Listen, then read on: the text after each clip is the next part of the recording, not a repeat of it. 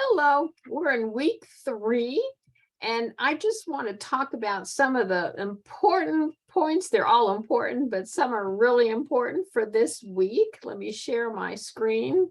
We're talking about theories of social emotional development. And you know what? There are tons of theories of social emotional development.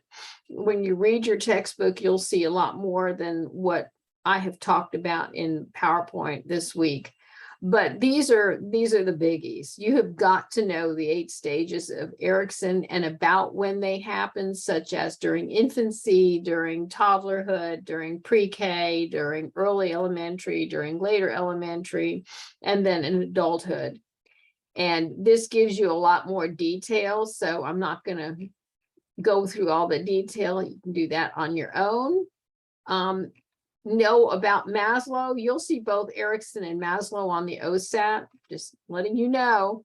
You have to know these hierarchy of needs and basically what each hierarchy entails. So I've covered each one of those on a slide.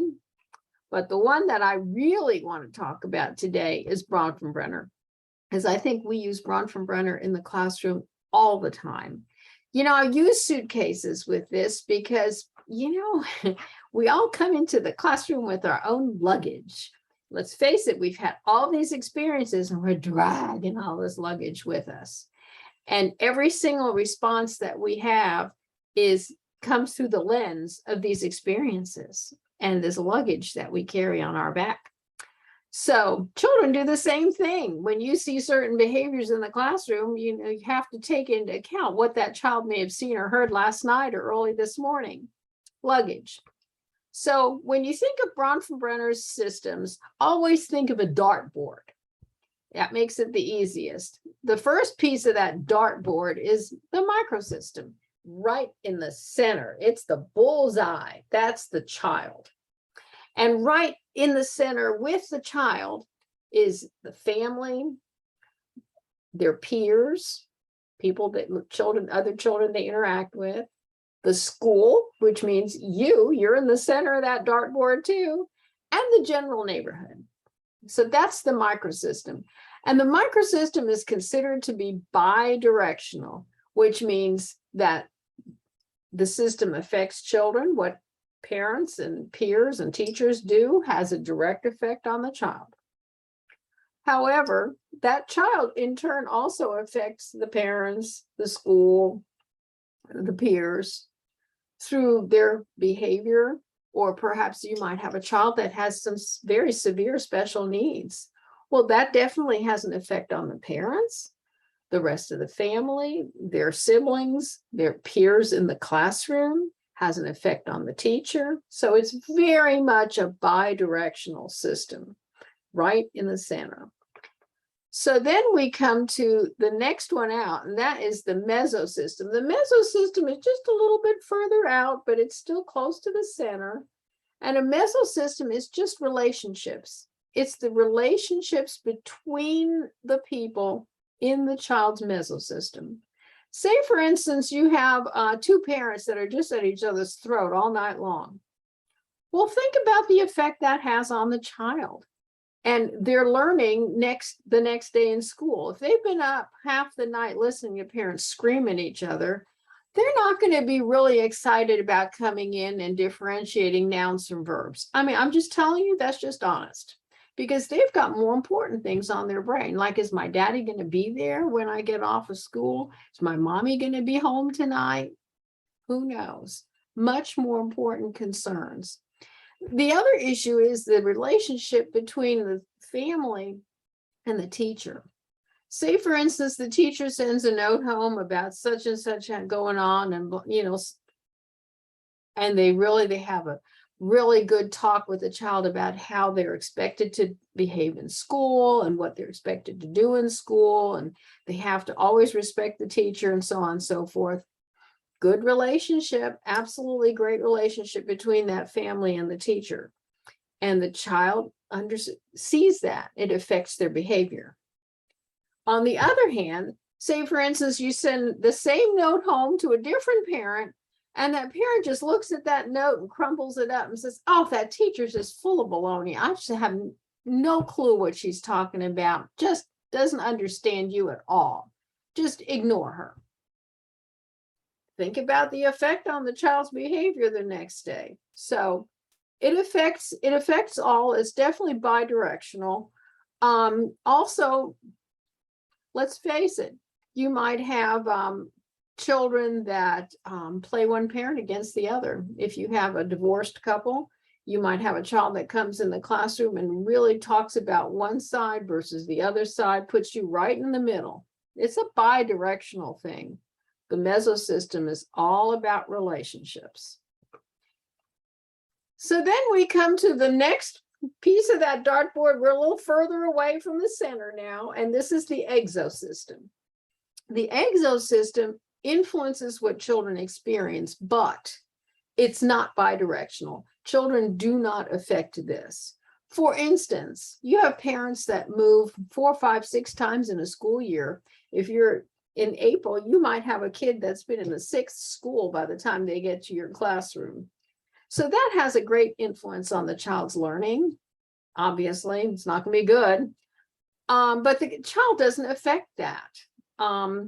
You might have parents that are divorced or single parents that have to work 2 jobs to put food on the table and, roof over their head. Well, that affects the child because the parent doesn't have time to help with homework. They're not reading to them as much as they would like.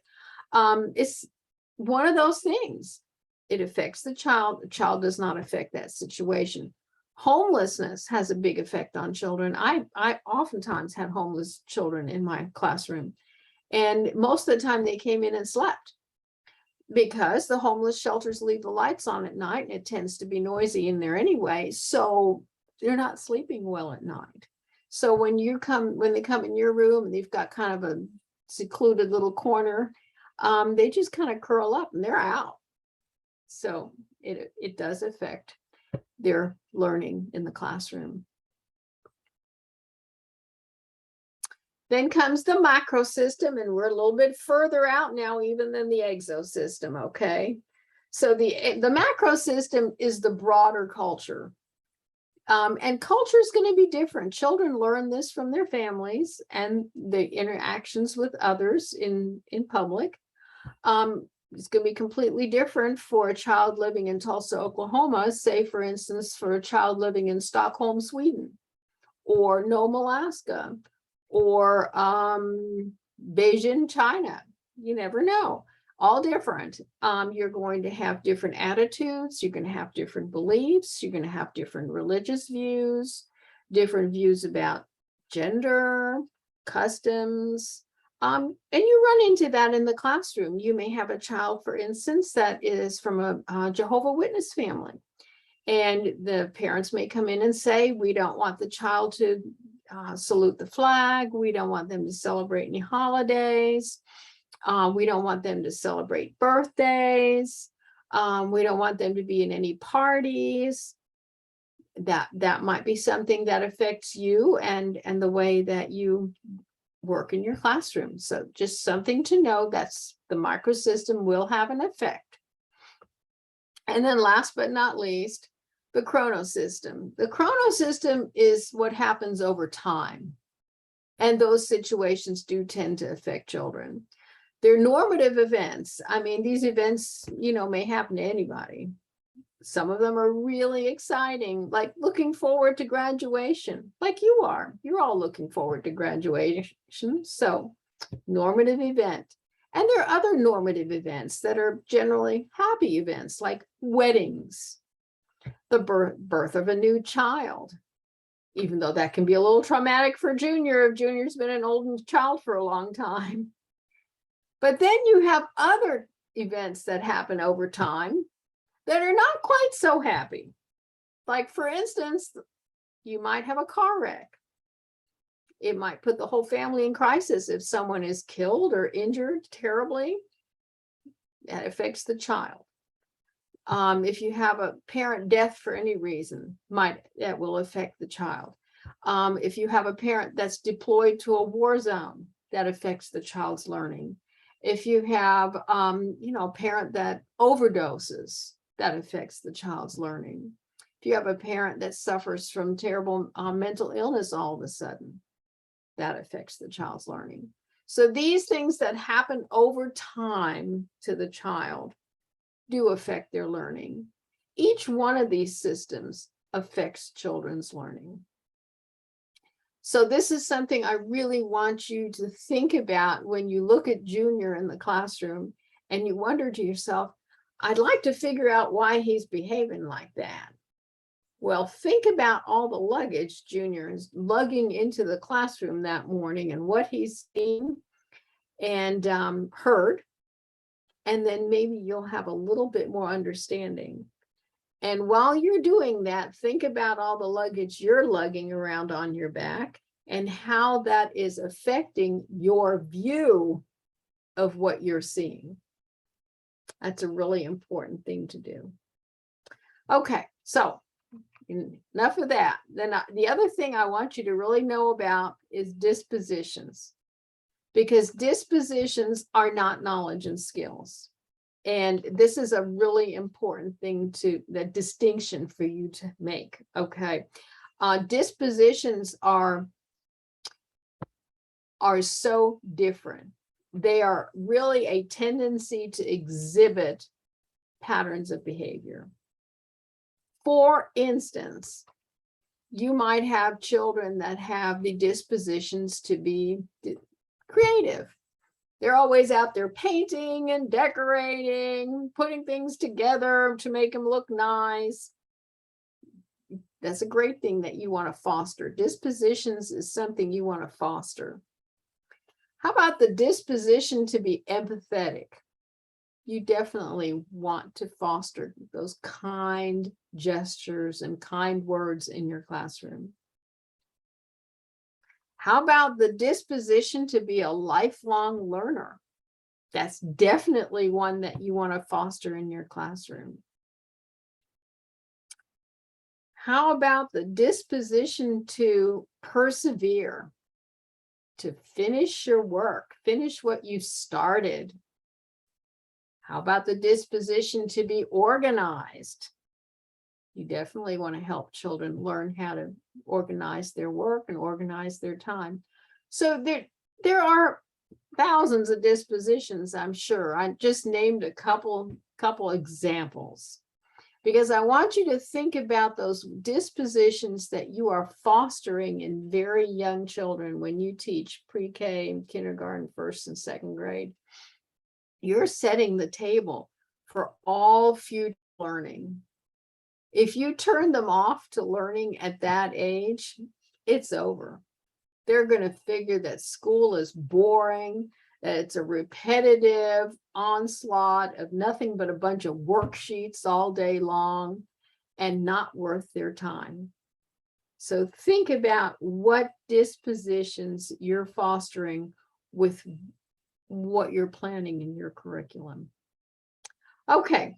That's the end of that. I'm going to stop sharing this and then I'm going to go back. Well, I actually need to go back to your Blackboard page because we have had a little problem here. I found out the end of last week that you'd already done the ecology reflection in 4313, and for those of you who haven't had 4313, you will, and you'll probably be doing that reflection in there. So I'm not big on rehashing old assignments, and I certainly don't want people to use old assignments, so I tweaked this assignment to make it just a little bit better, and it's certainly more useful in my opinion. So here's what you're going to be doing this week and turning in on Sunday. The ecology of human development analysis, reflection, whatever title. You're going to thoughtfully analyze the case study. I told him to hit back. And then you're going to see which parts of the microsystem, mesosystem, macrosystem, exosystem, which parts of Bronfenbrenner's theory contributed to Mario's behavior in the classroom or not. For each of the systems, though, you're going to have to put yourself in the teacher's shoes. Because for this case study, I want you to think about how you would have responded based on your luggage, based on everything you're hauling around with you. How would you have responded in each of these systems? So that's going to make it more interesting. And I have also tweaked the grading rubric just so you see, you know, I'm big on having the grading rubric out there. I like to know how people are going to judge me. So this week you're going to read Camp chapter 4. You're going to read the article, Why Children's Dispositions Should Matter. Very interesting. Here's your PowerPoint. And then you're going to watch this. Obviously, you're watching this video, and you're going to turn in this assignment in assignments on Blackboard by Sunday at 11:59. If you have any questions about anything, please let me know on your email. Be sure to let me know what class you're in, because I have 5 different classes, and it just makes it so much faster when I respond, when I know which one you're in. And I hope you have a wonderful week. All right, I'll see you next week.